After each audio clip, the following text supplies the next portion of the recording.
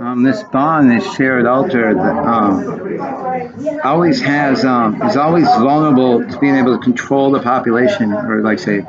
being in charge of flag raising, where that shared altar, shared bond that I guess defines as a social group the bond between the virtual world and the real world has the potential to, at any time, raise a flag and demand that its definition of I guess, perception of reality is the one that is accepted. So if you had the bond between a virtual world and real world was on sabotage, or rather than too much virtual reality, you could actually end up with a war when people put up a flag collectively and demand that their perception of the world based on something like Google Maps or whatever be accepted when, say, the real world says is that those addresses don't contain government buildings because they're not there, or you know, I guess where people might say Google Maps doesn't define, I guess, the address of a government headquarters. Government through paperwork and through, I guess, evidence of their position and within government and an official, I guess, sealed and stamped document declaring those as addresses. That qualifies as, I guess, evidence in a court of law or any court of I guess, a line of witnesses that would be able to help assure a court that beyond what Google Maps or some other mapping program might claim is the White House and the home of the presidential administration, when in fact, upon his swearing in or whatever, but I guess the paperwork he signed, but it probably exists within our Library of Congress, some kind of, I guess, official fill in the blank declaration of the current address of the White House. So what I'm getting at is if the White House were torn down and put on a different street, and Google Maps were to route you there and tell you it was the same one, people would be able to say, although it appears to be the same street and same building, no, it's been moved to a different street and it's a different building. And you think that, although you think it's the same one, and that's fine, it's a different one altogether, but it's officially the same one because the address is still the same. Post office confirms it, and hopefully there'll be a paper trail of construction, work and demolition and construction work and so on. What I'm simply saying is that the reason paper trumps digital is that it is physical, tangible evidence. It has a signature, it has a seal, stamp, you have witnesses, and we use digital to complement the process of providing evidence for paper-based government. One moment.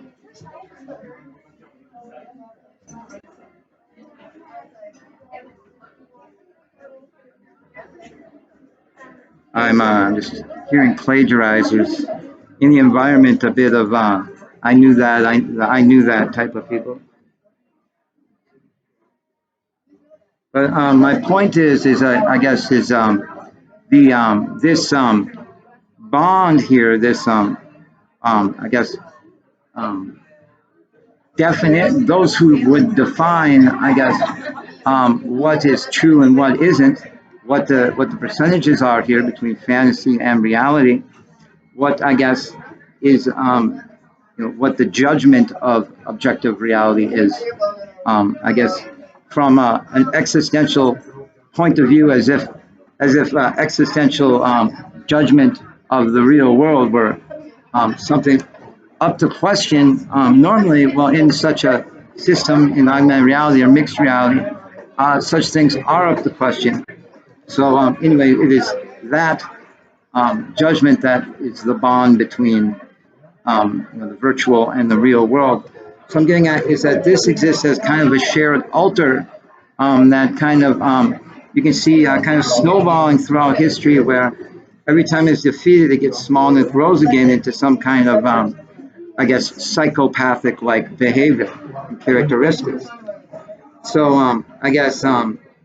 I'm getting at is, it's like, say, for example, a culture of sabotage, where the bond between a virtual world and real world is one based on sabotage, a sabotage culture, right? Well, um, certainly no bond could last forever, because the greater the bond, the more it spreads apart. Where what greater sabotage in a sabotage culture than to disassociate, to stretch out, I guess, the distance between fantasy and reality, sabotage to sabotage their own data, right? And therefore, what you get is when the real world is subject to interpretation by third parties or virtual systems and so on, you get something like Protagoras, the famous sophist or practitioner of rhetoric, who would lie and claim to have had conversations with the gods in the forest or whatever, who told them a fable or this and that, some story or some judgment in which the audience, although they thought wasn't true or thought was incorrect, or which, I guess, contradicted their morals, um, they were unable to contest Protagoras, because if they protested what he said, it would protest all the wisdom that all of them were taught in Greece, and therefore they did not have the courage to challenge him, which led, of course, to the assassination of Socrates. So I guess what I'm getting at is that um, their existence throughout history as a sabotage culture or a psychopathic culture, whatever, is it's not always a major factor in the defeat. The major factor in the defeat is when I guess a bond is based on some kind of conviction, something tangible, but something intellectual, logical, rational, something that can say can understand, interpret what I'm doing, add to it, and associate, I guess, with people like me on, I guess, breaking down any discrepancies there, and replacing it with the proper existential reality based on, rooted in science and falsehood, fiction. And that oftentimes it's typically morals or conviction, people you can trust, people with integrity. It can be royals. Throughout history, I guess, people who would be kings or the royal party of countries, it wasn't so much that people were afraid of their magical powers, it was that they existed over time as a trustworthy people, people that could be counted on, people that, I guess, were sincere and reliable, and that is how throughout history that you ended up with nobility. That when nobility wasn't needed, it was kept as kind of a standard to always be able to turn to in time of worry. But all nations have, I guess, something like that, and I guess it's just a matter. What I'm getting at is that the bond is a matter of conviction, where it's always been, I guess, a challenge to some philosophers. Like when an existentialist perhaps is asked, if a tree fell in the forest and nobody was there, did the tree still fall in the forest? Well, I mean, only a dishonest person is going to take more than a second to answer that and tell you, well, obviously, if no one's there, the tree still fell in the forest. It goes back to when Socrates told Protagoras in the famous dialogue. He told Protagoras, he said, "I don't think virtue can be taught." Protagoras said, "Well, I mean, I can't disagree more. That's all I teach." And as we know, it's all Socrates was intending to, I guess, lead to teaching was ethics, right? I mean, I guess it's when Socrates is telling Protagoras, "I don't think virtue can be taught to you,"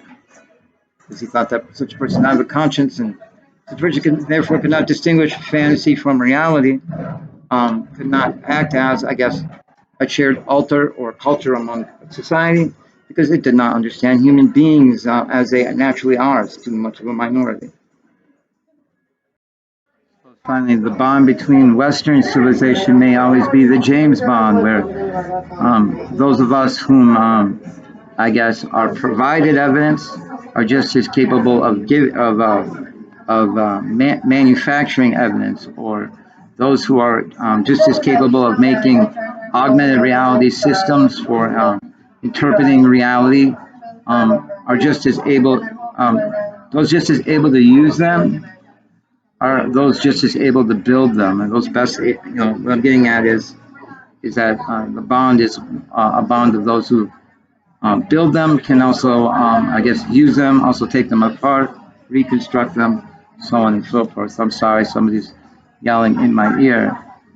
Where there's no, I guess, safer bond than one that is founded on education rather than, I guess, the belief that the supernatural, that which is outside the belief of scientific understanding, I guess, is permanent. Where I guess something like mind reading, for example, where fMRI technology has the ability to know what some of your thoughts are and put them in a computer in text format. Where that which was publicly, I guess, disclosed in the mid '90s, in like popular science, and like I'm just saying is if you were to have somebody that in the 1800s, 1700s, even the early 20th century, they would tell you that's impossible, that that's beyond the abilities of human beings, it's supernatural, you know, um, and that because of that, I guess, inability to, I guess, project into the future what maybe supernatural forever and what isn't is part of it, for that bond of an education of I guess a civilization built by researchers and developers for research and developers, I guess, is one that can break or come together, depending on whether or not how many, I guess, crazy people are at our doorsteps with pitchforks, demanding we perceive things, how their mind has manufactured their society.